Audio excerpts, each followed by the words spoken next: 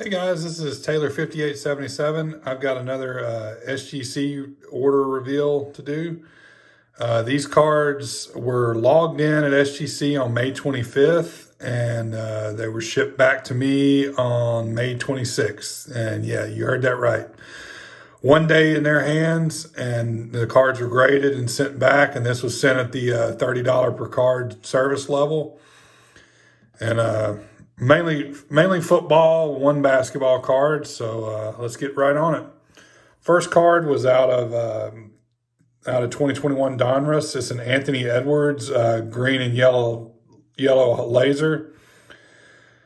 Just a card I pulled, looked nice. Got exactly what I was expecting. I was expecting him to ding me for something on the border potentially, and this top to bottom centering on that card. But it looks awesome in the SGC holder, and like I said, that one got exactly what I was expecting.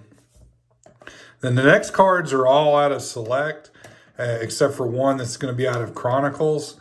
Select's my favorite set every year. And I was able to actually get some to open some at retail. So some of these are cards I pulled. Some of these are cards that I bought raw. This first one's a Mahomes field level base, and this is my one disappointment for the order. Not really sure what I missed on this, and it's a speck on the. I don't know whether it's a rough cut on the border, maybe. Don't think centering, and there weren't any issues with the back surface that I could see. So maybe, like I said, maybe left to right centering that you can get. The back kind of shows it a little bit, but I don't know. Oh well, that card was PC anyway. So anyway, on to the next card was a Justin Herbert field level. This is one I actually pulled, and card looked good up front. It had a little bit of a surface issue on the back, and that's what gave it this 9.5. I don't know if I'm going to be able to see it. Kind of how the front cards on these chrome cards, especially from Panini, will kind of have an issue. I call it lint in the gloss. And that's what the back had as a slight problem I noticed when I was going over these cards. And I kind of decided I was going to send it anyway. I figured it would get a 9.5 for that defect, and that's exactly what it got. So no shocker there. The next card is a Justin Herbert club level blue prism. This is out of the Target Blasters. Love this card. I pulled one that was off center, and I bought this one that was perfectly centered. And when I got it in, the card looked nice, but it had a little bit of like I said, the lint and the gloss was right there in that line of the Bengals end zone. And that was really the only flaw on the card. So, I mean, other than the back centering, but I mean, that's for these club level cards, these all come like miscut almost on the back to where the centering on the front doesn't match up with what's on the back. So they're kind of grading around that a little bit on these cards. But the front was perfectly centered on this card. Still a nice looking card, but that graded exactly what I was expecting. And I'm fine with that. Like I said, when I sent it, I didn't expect a 10 on that card. Next card was a card I bought raw, and it's the Herbert the club level base out of Select from this year. And this was about the most well-centered copy I could find. I mean, the top to bottom was great. The left to right's a little bit off to the left.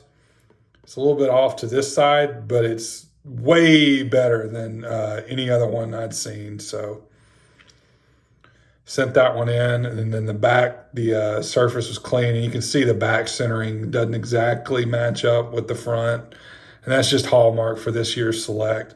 Anyway, for Justin Herbert, the pictures, I really like the picture they used on this card and the design of the club levels. So, and just a hint, just something that may help you out if you like these club level cards. I'm finding that the die cuts actually have better front centering than most of the complete cards. So if there's a card you like in the club level, I would highly suggest you looking at the die cuts to see if you can find a card that you want to slab. The front centering looks really good on a lot of those. Then the next card is just a Justin Herbert Legacy. It's from Chronicles, but it's from the Legacy subset. And this is a updated photo with their pro uniforms and also a chrome card. And this one got a 10.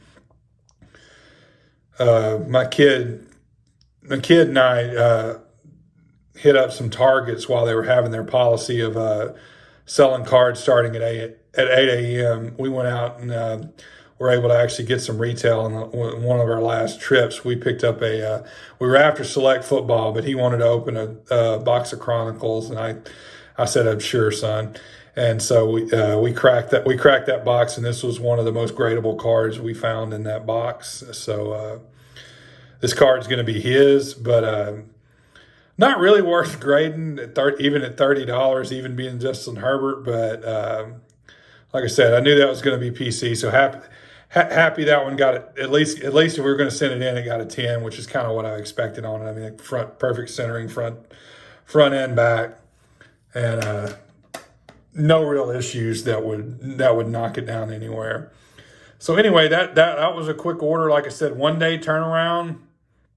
I mean, for SGC, who's been in the game forever, for some reason they're not as popular on modern cards as some of the other companies like BGS and PSA. But I mean, like I've been collecting since the mid '80s, and when the grading kind of first took off, I know I went after the graded cards I bought. I'm not going to say not care, but for a card I wanted a nice copy of, I've always trusted PSA, BGS, and SGC.